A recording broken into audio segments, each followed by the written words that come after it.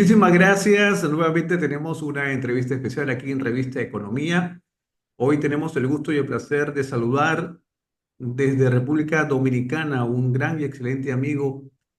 Tuvimos una oportunidad de trabajar juntos en asesorías, pero hoy pues me toca entrevistarlo y de verdad me llena de orgullo de poder presentarlo desde esta tribuna, desde Lima, Perú, a un asesor, un estratega político, un asesor comunicacional, un director de campañas, el señor Rafael Céspedes. Muy buenas tardes, Rafael. Bienvenido a Revista Economía.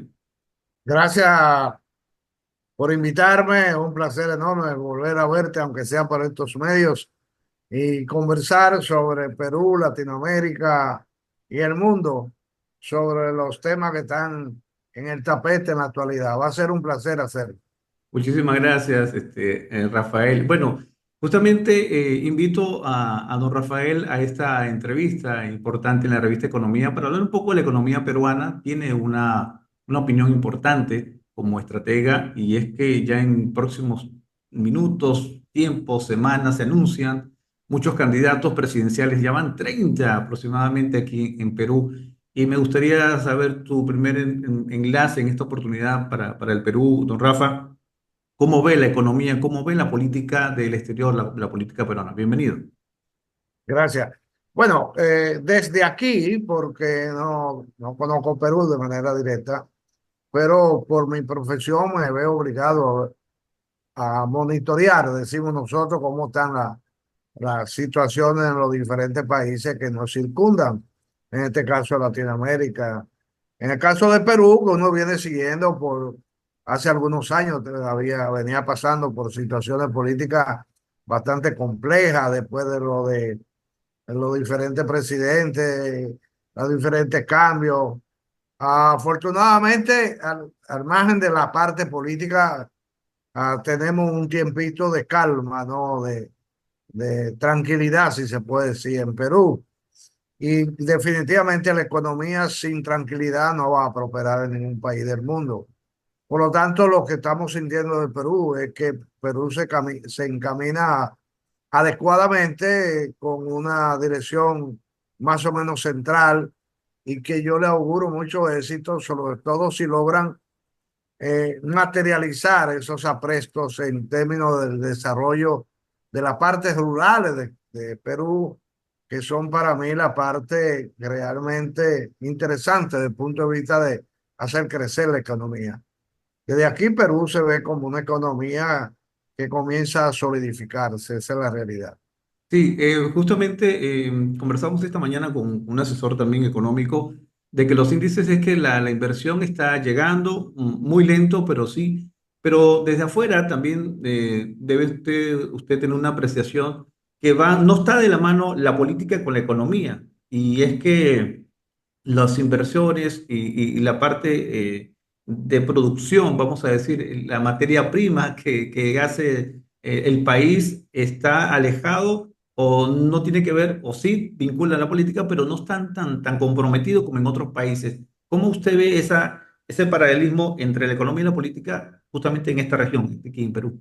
Sí, yo pienso que una de las cosas que fruto de los mismos incidentes políticos pudieran estar incidiendo es que falta una política comunicacional de atracción de parte del gobierno peruano. Es decir, un inversionista se queda con lo que ven los medios, con lo que ven los periódicos, que regularmente tratan de destacar las noticias que producen lectores, no necesariamente lo que produce beneficios para el país. Entonces, tal vez al gobierno como tal le hace falta una dirección más específica hacia atraer inversiones extranjeras que siempre va a ser necesaria en estos países nuestros y que Perú tiene cualquier cantidad de campo.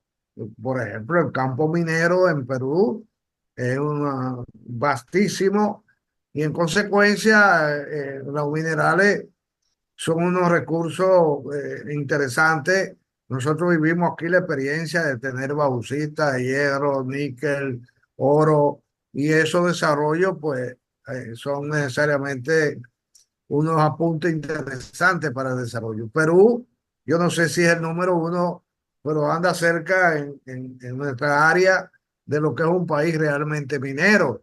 Por lo tanto, yo pienso que hace falta, deberían impulsar el desarrollo y la grande industria, los grandes países, Alemania, Francia, el mismo Estados Unidos, necesita de ese desarrollo porque necesitan de todos esos elementos, el bauxita, el hierro, el níquel y una serie de elementos mineros más que son importantes para el tema industrial, el desarrollo industrial, la construcción de maquinaria. Es decir, hay todo un desarrollo ahí que se da la vuelta a sí mismo, tal vez, diciendo que me saca el oro, me saca el hierro, lo transformo y produzco dinero, o produzco materia prima, o produzco herramientas, o produzco empleo, produzco desarrollo del país, etcétera, etcétera. Y esa parte a mí me luce que todavía le falta mucho a Perú y que deberían impulsar eso, comenzando con hacer una buena política de atraer a las inversiones extranjeras a través de las áreas correspondientes, la diplomacia y esas cosas. Sí, la presidenta Dina Boluarte tiene alejado de los micrófonos, de los medios, no es porque los medios no quieren, sino que ella no ha dado a conocer parte de las actividades que realiza y se ha limitado solamente a tener un vocero, algo que Pero no es el representativo. vocero, eso tiene que ver con el asunto político. O sea, ok, si me pongo a hablar mucho, voy a meter la pata, como decimos aquí. Si me quedo callado, no digo, no me equivoco, pero el país sigue estancado, el país sigue sin moverse, el país sigue esperando un desarrollo, esperando un despertar. Y yo pienso que eso es parte de lo que pudiera estar haciendo falta. Yo observo eso desde el punto de vista de lo que es imagen, no desde el punto de vista como economista, porque no lo soy, pero sí entiendo lo que significa una economía estancada, con tanto potencial como lo tiene el Perú. 30 millones de personas. Yo no sé si el 70, el 60% de eso pertenece a zonas rurales. Y eso significa la necesidad de producir empleo de, de manufactura, producir empleo no especializado, que es probablemente la mayoría de la mano de obra peruana que pasó en nuestro país o pasa en nuestro país. Entonces hay que, no se puede negar, mirar la ciudad, pero la parte rural son las que pueden sostener el crecimiento, el desarrollo de un país como Perú. Claro, en este caso son las provincias, que justamente en están las empresas más grandes, que por ejemplo los hidrocarburos, lo que provee la energía, lo que es el petróleo, una parte del petróleo que está en el norte Usted del tiene, Perú. usted tiene mina de mercurio, por ejemplo. Es O- muy poco. El cobre es una de las fuentes más enriquecedoras. o- La minería, la plata, por ejemplo, el oro que tenemos en varios departamentos de nuestra región. Ahora tiene una multiplicidad de uso a nivel mundial que está llamado a ser uno de los primeros en uso, ¿no? Para cualquier tipo de industria, desde cualquiera. No tiene mucho límite, los cables, alambre, tubería, piezas, etcétera, etcétera. Aquí sí hago un paréntesis un poquito de la economía, volvamos ahora a la parte política, que es su fuerte dentro de la asesoría. Y es que la invitación que le hice en esta oportunidad, don Rafa, tiene que ver con su experiencia de campañas electorales. Usted tiene más de 50 campañas electorales, si no mal recuerdo, y ha ganado 48 a nivel internacional, en República Dominicana, Panamá, Venezuela, este último país que le vamos a sacar provecho hoy porque usted fue el creador del fenómeno Hugo Chávez Frías en el año 98. ¿Cómo llega en sus manos este candidato que hasta hoy en día, ya fallecido, sigue una, una travesía, vamos a decir, con el señor Nicolás Maduro, que desea quedarse en el poder ahora el 28 de julio, que justamente cumple años? Yo llego a Hugo Chávez en el junio de 1998. Ah, me contratan para manejar la campaña. Me fui allí, comencé a estudiar lo primero. Las primeras 3 semanas fue de análisis, estudio, lectura, observar programas de televisión, escuchar programas de radio, pasearme en taxi, montarme en el metro, escuchar, ir a los parques, ir a los centros de expendio de comida masivo, de eso. que allá se hace mucho en los centros comerciales. Y entonces, por ejemplo, al mediodía hay lugares donde te va a ser difícil conseguir donde sentarte. Y entonces yo vivía escuchando, escuchando, preguntando, interviniendo y después reuniéndome con políticos que apoyaban la candidatura, políticos que no eran afines a Chávez y necesariamente o también con el mismo candidato, que nos reuníamos una o dos veces por semana. 3 semanas después, entonces yo creí que tenía la fórmula en mi mano, que era desde un punto de vista social, aprovechar un descontento que tenía la sociedad venezolana, porque la sociedad venezolana en ese momento estaba clamando a gritos un cambio de situación política. Ujú. Recuérdate que para esa época había un tú ahora y yo después. La Carlos gente Andrés votaba Pérez, por ¿no? Play y era de o Ujú. era blanco o era verde. La gente ya necesitaba, estaba llamando, clamando, gritando porque eso desapareciera. En consecuencia, había que satisfacer necesidades desde el punto de vista no solamente sociales, sino desde el punto de vista económico. Había que abrir una ventana de la esperanza a un nuevo porvenir, a una enseñanza diferente. Por otro lado, trabajábamos a la persona, al personal, porque él era un militar, de hecho, de la manera de sentarse, la manera de gesticular, la manera de vestir, porque eso en resumen era lo que era él. Él no había sido jamás otra cosa que no fuera un militar. Entonces eso la gente no siempre está, no, está dispuesta a votar por un militar, mucho menos un militar latinoamericano que tradicionalmente no domina muchas cosas que no sea la disciplina militar. No, y además también no era una persona tan agraciada, vamos a decir, físicamente, que fuera una imagen bonita, que la gente pudiera votar. Bueno, eso incluía parte de eso. Nosotros comenzamos a dejarle crecer un poquito más el cabello que el tradicional corte militar. Comenzamos quitándole el caqui, el verde de todo tipo de vestimenta.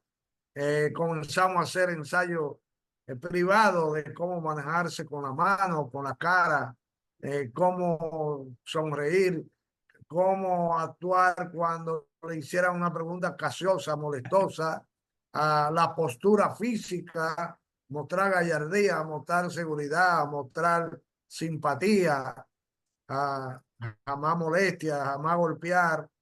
Y entonces fuimos haciendo ensayos con vestimenta azules claros, algún blanco, y por ahí seguimos hasta que definimos un perfil personal que nosotros le llamamos la imagen presidencial. Y a partir de ahí le quitamos el mote de comandante y comenzamos a hacer que se le llamara presidente.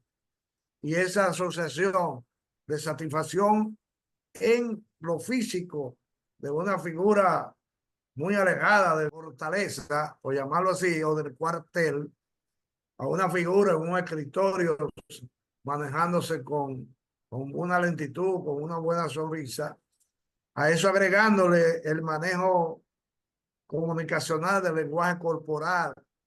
Él era zurdo y el zurdo con los movimientos frente al lente se comporta como algo no muy normal y nosotros inconscientemente nos choca eso. Entonces había que manejar esa situación para que no fuera a ser un choque su actividad manual, lo que llamamos lenguaje corporal. Terminamos con una buena combinación visual de vestido, de ropa, que nos dio como resultado que la gente comenzara a ver a un presidente en vez de un coronel.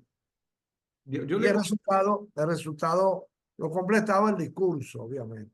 el La discurso. manera de decir, la manera, no solamente en un discurso de un político de este tipo, no solamente hay que definir qué va a decir, es cómo lo va a decir, dónde lo va a decir, porque tiene que estar claro a quién le va a hablar, a quién va a ser tu oído, quiénes van a ser tus oídos.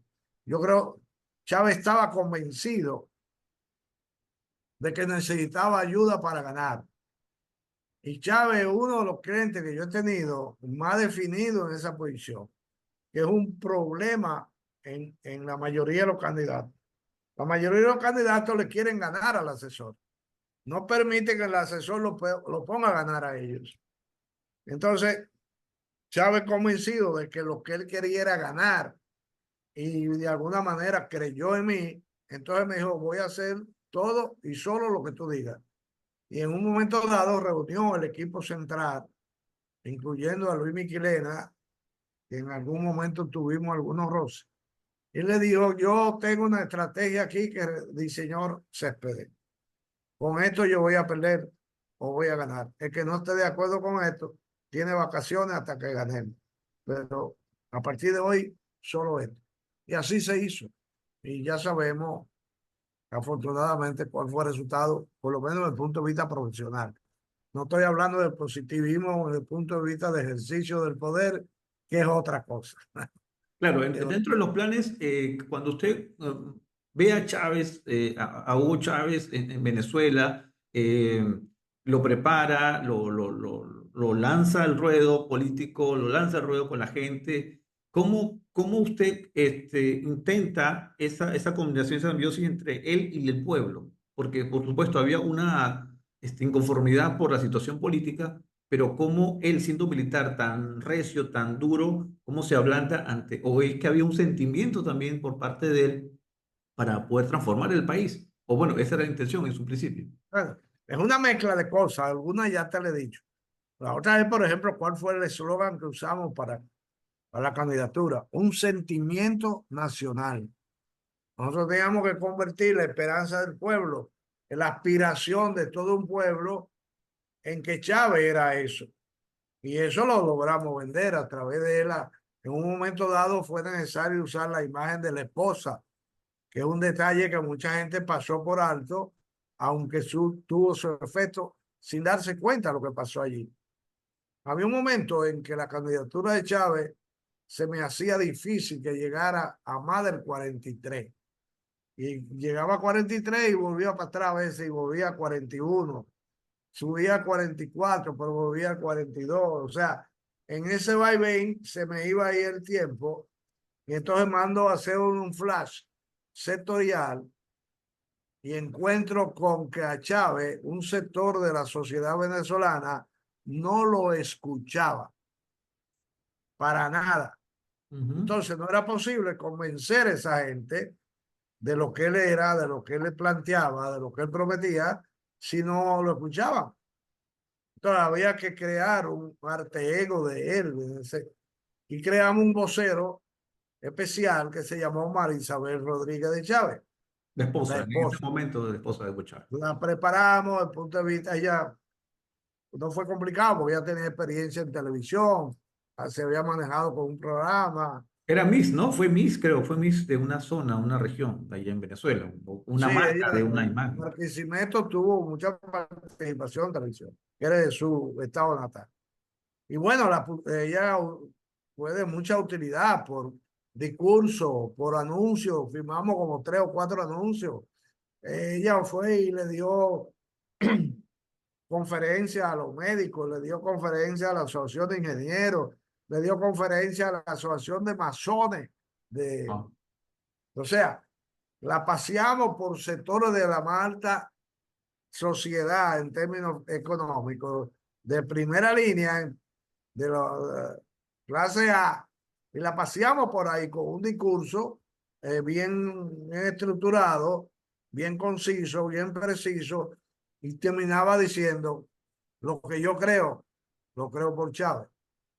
Es decir, esto que yo acabo de decir, lo que es Chávez, es lo que dice Chávez, es lo que piensa Chávez. Y entonces se comenzó a mover la aguja de los diámetros, ¿cómo se llama? De los canales hacia los puntos donde estaba Chávez, que antes lo apagaban o lo cambiaban, y ahora querían confirmar. Y a mí me bastaba con que me escucharan, porque yo estaba convencido de que escucharlo, conocerlo, como yo usé con un conocido tuyo, era quererlo. Y así fue. Ahora, han pasado 25 años. desde que Chávez salió a la palestra y se ha mantenido una política, bueno, cambiada, porque considero que hoy en día ya usted no profesa ni, porque fue un asesor, más que sea un simpatizante directo a un chavismo creado por Hugo Chávez. Pero hoy en No, día, 2024, cuando tenemos un candidato en Venezuela que quiere perpetuarse en el poder, ¿cómo ve desde el punto de vista lo que fue en principio Hugo Chávez? Nos quedan unos minutos. sí. Sobre todo, déjame decirte que el asesor no puede ser partidarista porque el corazón no es buen consejero. Eso no significa que en esas relaciones profesionales no surjan relaciones personales de algún nivel. Por lo tanto, yo nunca fui chavista, pero hice una relación personal con Chávez de mucha entrega y de mucha convivencia, si quieres, con él y con parte de su familia. Eh, lo que yo veo en Venezuela hoy simplemente se puede definir con una expresión. Es un desastre. Lo que está pasando en Venezuela, Venezuela no se lo merece. Yo me fui de al lado de Chávez 3 años después. ¿Por qué? Porque él insistía en hacer de Venezuela otra Cuba. Y yo soy contrario al régimen cubano en términos de resultados. Por lo tanto, yo no iba a trabajar a favor de alguien que quería lo que yo no quiero. Yo, lo profesional, tiene un límite. Tiene que ver con mi ética, mi moral y mis creencias. Yo no le trabajo a cualquiera que tenga capacidad de pagarme. Yo le trabajo a una persona que tenga eso, pero que al mismo tiempo tenga criterio democrático, socialmente aceptable, moralmente aceptable, pero no voy a beneficiar con mi profesión a nadie que yo creo que lo que hay en Venezuela no era para lo que se trabajó en el 98. Yo creo que a Maduro le está llegando el final. Yo creo que el comienzo del final de ese régimen, que a toda luz es dictatorial, debe desaparecer de Venezuela. Venezuela necesita y merece un mejor vivir que lo que tiene en este momento. Ya para finalizar, don Rafa, de verdad que es una reflexión constructiva a una comunidad, porque aquí en Perú existen más de 1.500.000 venezolanos que viven, residen en nuestro país. Gran parte está aquí en Lima, la capital. La reflexión, porque hay jóvenes que conocieron solamente esta política de chavistas de 25 años y no conocieron mucho antes lo que de repente fue la Venezuela próspera, ¿no? ¿Qué Sí. mensaje reflexivo le podría esos jóvenes y adultos también que buscan de repente más adelante retornar a su país una vez que caiga pues el gobierno de Maduro? Hay un exilio a nivel mundial de venezolanos. La mayoría de ellos solo vivieron la desgracia, no vivieron la bonanza que hubo en su época, ¿no? A pesar de que también había carencia. Yo defino el gobierno de Maduro como el gobierno de la abundancia de la carencia. En Venezuela lo único que no hay es cosa buena, después lo hay todo, menos bueno. Yo invito a ese pueblo venezolano que desgraciadamente ha tenido que emigrar. Venezuela no era un país de migrantes, era un país de viajantes, pero no de migrantes. Que reflexionen con respecto a su patria y que decidan actuar en función de que no es posible, no debería ser que un país tan pequeño como Cuba gobierne un país tan grande como Venezuela, porque eso en el fondo es lo que está ocurriendo. Únanse, definan que debe haber un cambio, que no importa el cambio que venga, cualquiera será mejor que el desastre que hoy tiene Venezuela. Lamento haber sido el principal artífice en el 98 de que esa victoria se consolidara, pero yo trabajé para ganar una campaña, no para hacer de un país una tacita de oro, porque ese no era mi trabajo. Mi profesión me obliga a tratar de ganar. Por eso elijo a mi cliente. Por eso no le trabajo a cualquiera a partir de ahí. Porque no quisiera volver a repetir la experiencia de ayudar a un monstruo creyendo que era otra cosa. Ahora, justamente hablando de estas asesorías que usted ofrece, ¿actualmente usted reside en los Estados Unidos o en República Dominicana? Porque sé No, que sí viaja mucho las asesorías que yo, ofrece. no, yo actualmente resido en República Dominicana, mi país de origen, donde nací, me crié y me desarrollo. Y desde aquí, bueno, dependiendo, me contraten, entonces voy al país y hago el trabajo, siempre y cuando donde me contraten no sea Venezuela, porque a Venezuela tengo prohibido la entrada. Eh, Ah, eh, caramba. sí, no puedo entrar, porque el saludo que me darían si entro no creo que sea El muy adecuado. agradable para mí. Por lo tanto, aunque me mantengo trabajando en Venezuela, hago trabajo prácticamente todos los años. Alguien me contrata, pero lo que hacemos es desde aquí. Yo me manejo con un grupo de personas que me asisten en Venezuela, que obviamente no puedo decir los nombres tampoco.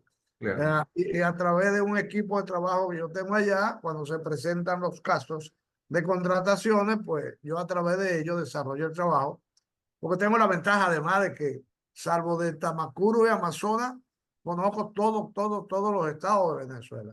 Y Ah, qué algún mundo bien. de estados, viví en 4 de ellos, trabajé en casi todos, desde Apure para afuera, Barina, Portuguesa, Yaracuy, Cogede, en fin. Nos queda un minuto. ¿Qué mensaje para los candidatos presidenciales peruanos? Un tips, así, para la comunidad peruana que lo escuche en estos momentos. Esos que Ha- están Hace, iniciando. hace más de 80 años, los norteamericanos se dieron cuenta que era mejor prepararse para salir que salir para prepararse. Que ellos deben prepararse para salir y no salir para entonces prepararse, porque terminamos diciéndole que el árbol que comienza torcido es difícil que enderece su rama. Busquen asesoría previo, búsquenla antes para que salgan bien, no salgan cojeando, no salgan torcidos, no salgan con debilidades. El asesor es fundamental desde el principio. Y el principio comienza antes de anunciar a lo que van a aspirar. Bien, muy agradecido, don Rafael. De verdad, un gusto verlo después de muchos años y de verdad que me une una bonita amistad. Agradezco mucho este contacto desde República Dominicana, esta entrevista internacional para la revista Economía. Nosotros nos despedimos de este enlace con el señor Rafael Céspedes, un estratega político muy interesante. No solamente haber trabajado en Venezuela, lo hizo también en su país natal, como es República Dominicana, en Panamá también estuvo. Y cuántas victorias, para terminar, cuántas campañas y cuántas victorias? 48.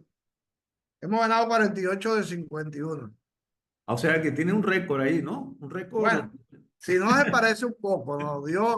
Dios ha sido demasiado bueno conmigo y me ayuda en mi trabajo. Cuando me equivoco, él me corrige. Entonces, tengo esa ventaja de que tengo un asesor gratis que es el mejor del mundo, que se llama Cristo.